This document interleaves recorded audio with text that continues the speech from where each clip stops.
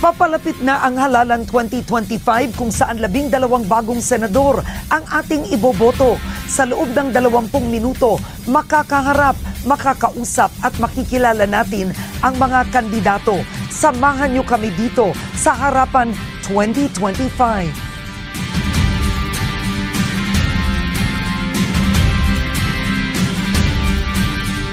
Ako po si Karen Davila. Napapanood niyo kami ngayon sa ABS-CBN News YouTube channel. Makakasama natin ngayon isang personalidad na dating malapit sa Marcos administration. Ngunit ngayon, isa na siyang kritiko at sinabing tatakbo siya upang maging totoong oposisyon. Kasama natin ngayon, Attorney Vic Rodriguez.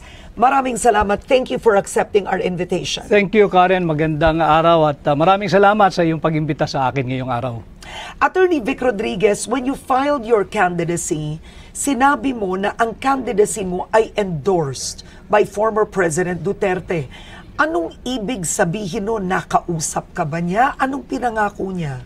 Walang pinangako si Pangulong Duterte kung hindi ay susuportahan ako at yung kakausapin niya, yung kanyang mga supporters, yung kanyang core group at upang ako'y tulungan mangampanya. And yes, may pag-uusap kami before the filing. At mga 3-4 na beses kami nag-usap because initially, sabi niya, Vic, tumakbo kang senador. Ako hindi ko hilig ito, Mr. President, mas magaling akong nasa likod, tutulong na lang ako. And I was expecting that he will be the one to run for senator. And I will go all the way for him. Sabi ko, okay na ako, tutulong ako. But yun nga, nag-progress yung usapan and eventually, siya ay komandidatong mayor ng Davao, as we all know.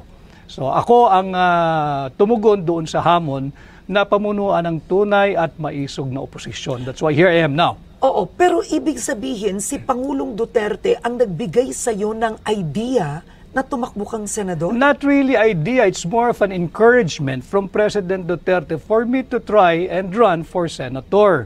And nag-uusap kami mga 4 na beses eh. At sabi ko lang sa kanya, pag-isipan ko, Mr. President. Sabi niya, sige, tama naman yan, huwag kang magmadali, pero huwag din masyadong matagal. Dahil kinakailangan ka ng mapakilala, dahil kilala ka naman, pero hindi bilang kandidato. Okay. Attorney Rodriguez, sumikat ka bilang spokesperson, abogado ni Pangulong Bongbong Marcos. Buong kampanya, ikaw ang kinakausap ng lahat. May libro ka nga ang nakalagay, Kingmaker. Kabilang ka behind the scenes sa campaign. Isn't this absolute betrayal? From Marcos, ngayon na kay Duterte ka na. Magandang tanong yan, Karen. I have always been Duterte Marcos. And noong 2022, Marcos Duterte. At hanggang sa ngayon, magkasama kami ni Duterte. Ang nawala yung Marcos. Yan ang dapat mapaliwanag nila. Kami ni Duterte magkasama pa rin hanggang ngayon. Ano ba nangyari? Hindi ka lumabas noon, hindi ka nagpaliwanag. Bilang Executive Secretary, you were the shortest Executive Secretary in history, 79 days in office. You were forced to resign, tapos hindi ka naman naging Presidential Chief of Staff. What really happened? Bakit ka natanggal?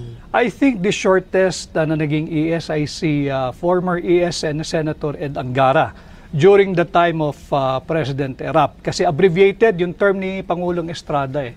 And ako ay inappoint bilang Presidential Chief of Staff after my stint as Executive Secretary. But sa tingin ko nga noon, hindi na untenable na yung sitwasyon namin sa Malacanang. Ako hindi ko na kailangan yan. But sino ba kaaway mo doon? Yung mga gustong maging Pangulo pero hindi naman binoto ng tao. Yung mga astang Pangulo, wala namang mandato. Marami ron sa Malacanang.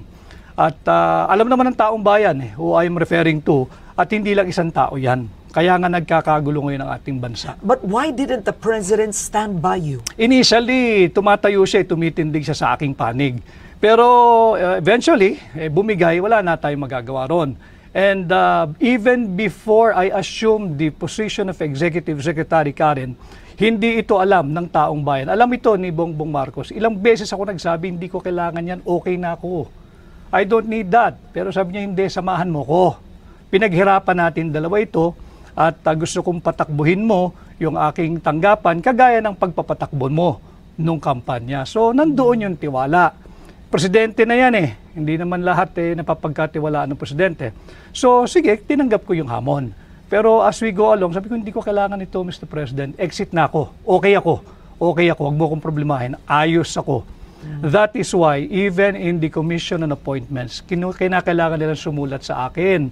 Hinihingi yung documents ko. At yun, nag-meeting din kami ni Bongbong Marcos doon sa kanyang private office. Sabi, ba't wala kang dokumento? Hindi ako upo dyan. Hindi ako magpapa sa ilalim sa CA. Ambush yan. But why did you become a critic of the president? Pwede namang nag-resign ka, tumahimik si Attorney Vic Rodriguez, sinaportahan mo on the side, bakit ngayon napaka-active critic mo? Ang sinasabi ng ilan, porket wala lang sa posisyon, eto na siya, kritiko na. Hindi ko kailangan ng posisyon, Karen. Ako nga yung lumayo sa posisyon eh. Tanungin mo ang sambayan ng Pilipino. Ilan ang kayang gumawa ng ginawa ko?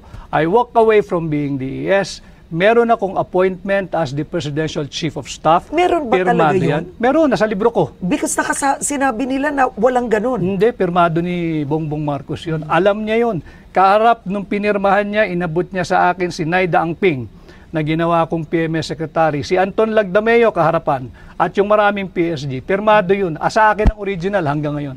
At ready ako ipakita yan kahit So, saang forum. why did you have to be a critic? Yun ang tanong ng ilan. Sapagkat nakakaya ka rin eh. Ikaw na rin nagsabi, ako lahat ang kinakausap ng tao. Ako yung nakaharap, mukha ko yung nandoon, salita ko yung nandoon.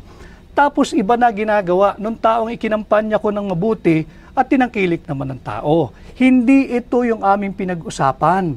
Hindi yung ganitong uri ng pamumuno ang aming napag-usapan. This is not the kind of governance and leadership that we agreed to have pag siya'y pinalad at tangkilikin gawing Pangulo. Yan ang katotohanan. Ngayon, tumatakbo kang senador pero tinatanong ng ilan, bakit namin iboboto si Attorney Vic Rodriguez gayong nung nasa gobyerno siya, nagkaroon ng ilang kontrobersya. Hindi natin kailangan isa-isakin at idetalye ngayon, but there was the sugar fiasco, issues with appointment, yung na-appoint mo sa Ports Authority, etc., etc. Ang tinasabi ng ilan, pumalpak nga siya doon, ba't ngayon senador pa? Kasi kasinungalingan yun. Wala akong palpak, Karen. Yung sugar fiasco, ako ang nagpahuli ng mga asukal. At dito sa programa mo, daming nanonood dito, kung merong makakapagpakita ng dokumento na pinirmahan ko, yung sugar order number 3, sa iyong programa, Karen, exclusive mo ito, I will withdraw my candidacy for senator. At yung appointments for sale, hanggang ngayon, hindi ako sumailalim at isiniilalim sa kahit anong investigation. Wala ako ni isang kasong administratibo, civil, at best criminal. Wala. So lahat ito'y paninira. Balikan ko lang yung sa Ports Authority na sinasabi nilang bayaw ko. Si Ginoong Chet Pastrana nakilala ko lang nung kampanya. At kaya pinagkatiwalaan namin tagadala ng pera para sa mga watchers. At hindi ko bayaw yan. At baka magduda ang asawa ko na meron pa akong ibang pinakasalan pag nagpatuloy yung chismis na bayaw ko si Chet. Yun ang aming biruan ni Chet. Ay hindi ko kaano-ano si Chet. So, yan ang katotohanan. Ang sinasabi nyo ngayon ay what you're saying is you were unfairly treated, judged, accused? Absolutely. Because maraming sumama na lang nung panalo na kami doon sa kampanya na gusto nila business as usual. Iba na dapat yung direksyon namin, yung napag-usapan namin ni Bongbong Marcos eh. Wala kaming kasama noon, Karen. Alam kong alam mo, walang gustong sumama kay Bongbong Marcos matapos ang 2016. Kaming dalawa lang ang magkasama. Kahit nung siya'y nag-announce ang kandidatura, wala kaming mga branded names in politics. At nung mananalo na, nandyan na yung mga Johnny come lately. At ang gusto, sila pa ang una sa pila. Hindi ako pumayag. Bakit? Ang kasama namin, ordinaryong tao eh. Yun muna ang unahin natin na i-recognize. Hindi yung mga branded politician na nandyan na naman at the very first opportunity na magkamal ng yaman, magnanakaw na naman yung mga yan. Yan ang aking linaban. At kaya ako tumatakbo. Hindi ba masakit ito sa iyo personally? In your book, sinulat mo doon na namatay ang iyong nanay. At ni hindi nagbigay ng condolence, hindi nagbigay ng kahit anuman. na message, bulaklak ang Pangulong Marcos. This is correct, no? Tama yan. Yeah. Considering yung pinagsamahan nyo, pinagdaanan nyo, what do you make of this whole experience? Masakit talaga yun. Dahil tinuring mong kaibigan inakay mo, magkasama kayo doon sa isang bahagi ng buhay niyang napakadilim. At hanggang sa dahan-dahan ay nakikita namin na pasikat ng araw, kami magkasama. At nung dumating sa puntong mababang-mababa na punto ng aking buhay, dahil nanay ko yun niha-niho, wala kang narinig, masakit yun. At hindi ko hahangarin na mangyari sa kanya o kung kanino man yung experience kong yun at naramdaman kong yun. But how angry are you? Because I'll be honest, you attended the rally in Tagum City. Tinawag ni Pangulong Duterte na bangag si Pangulong Marcos. Nandun ka, nakaupo ka doon. Bakit kailangang nandun ka? Bakit? Bakit kinakailangan ko bang alam kung sasabihin ni Pangulong Duterte? At kami pag magkakasama, hindi kami nagtatanungan anong sasabihin mo, anong sasabihin ko. Wala kaming ganun. Sinabi ni Pangulong Duterte yung sinabi niya dahil marahil meron siyang dahilan. At ako naman, ang lagi kong sinasabi, ulitin ko, dito sa iyong programa, kahit nung magkasama kami ni Bongbong Marcos, lumabas yan And I feel guilty because I'm the one who went around the town and showed everybody yung kanyang negative drug result test. But di ba totoo yun? Kaya nga ang akin, para matapos na yung usapang yan, sumailalim na sa isang open, fair, transparent hair follicle drug test. Para matapos na yan. Kung totoo, di tapos ang usapan. Kung hindi, sampal niya yung resulta doon sa mga nag-aakusa sa kanya. O ito, negative ako. Ganun lang naman yan para matapos na. After all, you're the elected president. At dapat siguro, leadership by example, gawin mo na para matapos na. Sinabi mo during your filing of candidacy, you're sick of corruption, they should temper the greed. How bad is the corruption now? Very bad. What makes you say that? I look at what happened sa Bicol. 200 inosenteng Pilipino patay dahil ninakaw yung flood control funds. Hindi katanggap-tanggap yun. Hindi katanggap-tanggap yun, Karen. Dapat yun nakapagpasko kagaya nating dalawa, kagaya ng maraming Pilipino kasama pamilya, patay O paano gagawin natin doon? Sorry? Hindi sila nag-sorry. Patay yun dahil ninakaw. Yung flood control funds. Nasaan yung 5,500 flood control programs? Yan ang dapat natin pinag-uusapan. Yan ang dapat iniimbestigahan, hindi yung kung ano-ano. Pagkukulang ba ito ng Pangulo? O siyempre, siya Pangulo eh. Siya Pangulo eh. At sa kanyang termino, magdadalawang taon pa lamang, ay 500 billion pesos na ang sinabing nagasta sa flood control programs. Nasaan? Nasaan? Yung sa Bicol na nalubog, bilyong-bilyong piso yun. Bakit nalubog? Okay. Ngayon, hindi lang yun ang isyong pag-uusapan natin. Marami pang may init na usapin ng ating bansa at nais naming malaman ang pananaw nyo at paninindigan. May 10 tanong dito sa harapan nyo. Pumili kayo ng 5, tapos ibibigay nyo sa akin. Susubukan natin sa loob ng 6 na minuto. Sasagutin nyo to. Okay, I have to choose the 5 now. You know, choose one and give it to me. Okay. One first. Okay. All right. Ano ang masasabi mo sa paggamit ng confidential funds ni Vice President Sara Duterte? Hindi lamang dapat yung kay Vice President Sara Duterte imbestigahan. Lahat ng gumagamit ng confidential funds, kung may iimbestigahan, lahat. Pero hindi pwedeng isa ang lang. tanong is about Sara Duterte. Yung paggastos niya ng confidential funds, sinabi niya hindi siya magpapaliwanag sa Kongreso. Tama ba yon? Tama, sapagkat binibigyan siya ng COA until January or February of this year to comply with documentation. Yung notice of disallowance, Karen, ito yung malaking kasinungalingan. Ang notice of disallowance ay hindi kasong kriminal. Hindi yun finding of guilt. Yun ay para remedyohan mo yung mga kulang na dokumentong pinapasumiti sa'yo. At binibigyan pa siya ng January or February of this year. Therefore, the investigation conducted by the House of Representatives, if at all, premature. Huwag mong pangunahan ng COA.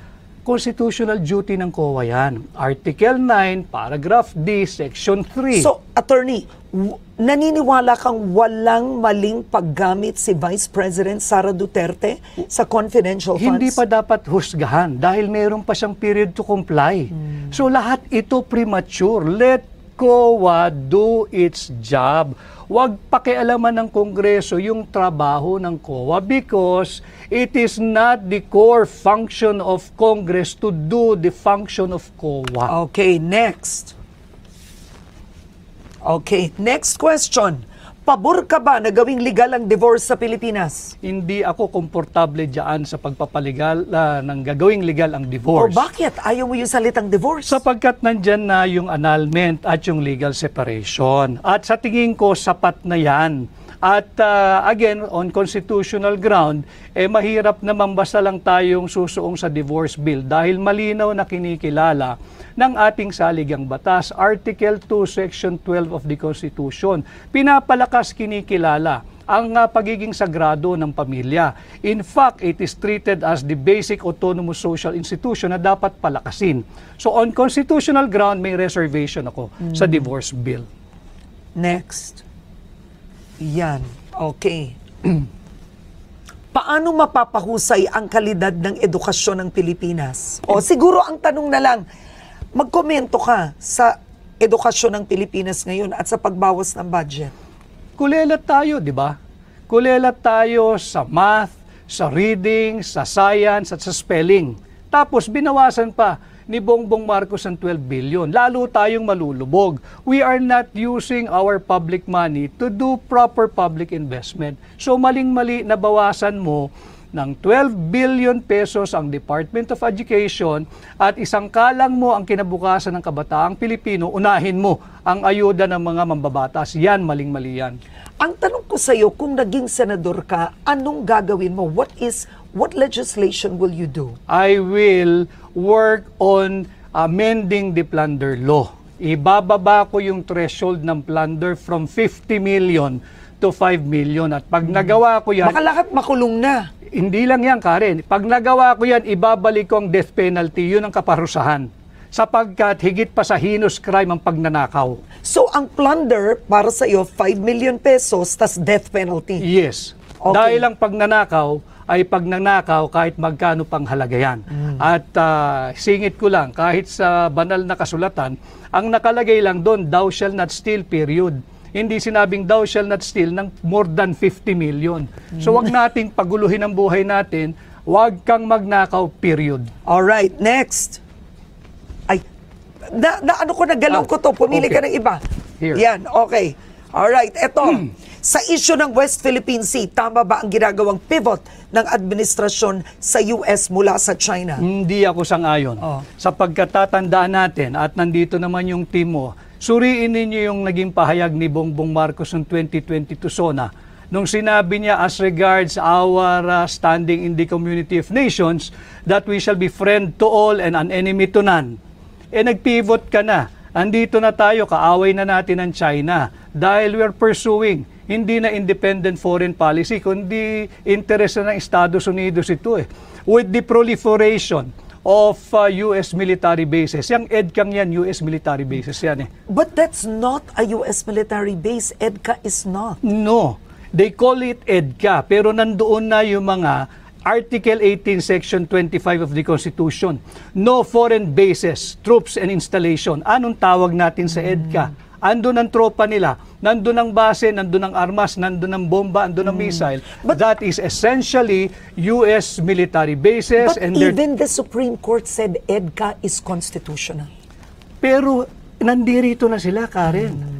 Basahin natin ang Article 18, Section 25. I will not argue with the Supreme Court. I'm a member of the bar. Pero hindi naman lahat ng desisyon ng Supreme Court ay sinasang-ayunan ko. At marami din silang naging desisyon ng araw na binago rin nila paglipas ng panahon. Baka sakali, ganun din ang mangyari dito. Okay. Kasi sinabi mo, in one of your speeches, you said, dapat ihintunaan ng administrasyong ito yung belligerent rhetoric niya. Yes. When it comes to the West Philippine Sea. Yes. Because we're putting our Filipinos in harm's way na nandoon sa teritoryo ng China. Yung Pilipino sa Macau, yung Pilipino sa Hong Kong, yung Pilipino sa mainland China, paano pag nagkaroon ng retaliation? Hindi yung gobyerno ng China, they will not do that. Yung mga Chinese doon, kawawa ang Pilipino, sino mananagot? Pero attorney, masang-ayon ka sa pag-handle ni Pangulong Duterte sa West Philippine No, Sea? ang sinasabi ko, let us diffuse and de-escalate the tension. Huwag nating silaban. Sapagkat yung ginagawa ng mga matatapang na nagsasalita dyan sa gobyerno, that is even punishable under RPC Article 118, Karen. Okay. Alright. Bawal yan. Ang dami ko pa kasi gusto itanong sa inyo eh. Ayoko matapos itong 20 minutes. Kaya pa ba isa muna? Oh, here. Kaya pa ba isa? Very quickly lang. Eto, mabilis dapat. Solusyon sa mataas na presyo ng bilihin. Kampanya ni BBM, nandun ka. Sabi nyo, ibababa nyo bigas. 20 pesos Wala kada na ako kilo. dun eh. Wala na ako dun. Kasalanan niya yan. Sapagkat yung budget, sinimulan natin sa budget, talagang inflationary yung budget. Hindi ito developmental budget na dapat sinusulong ng lahat ng Pangulo. Dapat, para malabanan natin yung pagtaas ng presyo, magsimula sa gobyerno. Belt tightening, austerity program, and fiscal discipline. Dapat wag tayong gumastos ng higit sa kinikita ng gobyerno. Parang budgeting mo lang yan sa bahay, Karen. You do not spend more than what you earn. Okay. Dapat ba ma-impeach si Vice President Sara Duterte? Pakita muna nila yung ebidensya at hayaan natin yung mga senator judges mag-appreciate ng ebidensya kung sakasakaling tumuloy yan. Okay. Last words. Bakit dapat iboto si Attorney Vic Rodriguez? Sapagkat ako'y lalaban sa korupsyon. At alam ko kung paano labanan ito, aamyendahan ko yung plunder law at pag naamyendahan ko yan, ibabalik ko ang death penalty. Sapagkat pagod na ang sambayan ng Pilipino sa korupsyon at nakita natin kung saan patungo ang ating bansa. Kawawa naman tayo. At yan ang Harapan 2025 kasama si Attorney Vic Rodriguez. Maraming salamat po sa inyo. Thank you, Karen. At magandang araw kapamilya, bumoto ng tama, suriin ang bawat kandidato.